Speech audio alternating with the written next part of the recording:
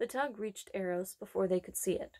The captain showed them the visual scan, then superimposed the heat scan on the same screen.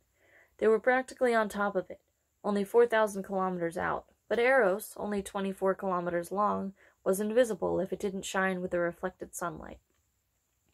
The captain docked the ship on one of the 3 landing platforms that circled Eros.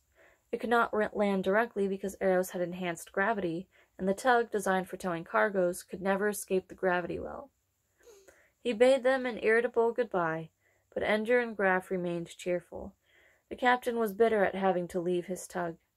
Ender and Graf felt like prisoners finally paroled from jail.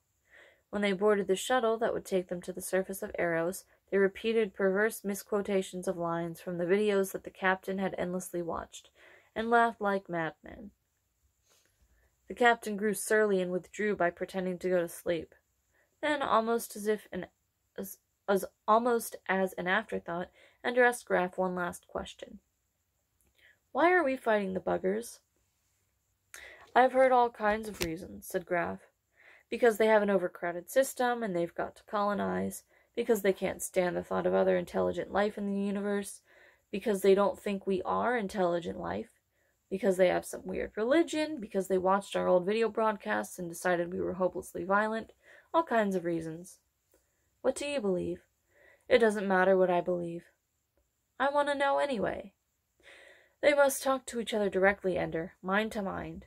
What one thinks, another can also think. What one remembers, another can also remember. Why would they ever develop language? Why would they ever learn to read and write? How would they know what reading and writing were if they saw them, or signals, or numbers, or anything that we use to communicate? This isn't just a matter of translating from one language to another. They don't have a language at all. We used every means we could think of to communicate with them, but they don't even have the machinery to know we're signaling.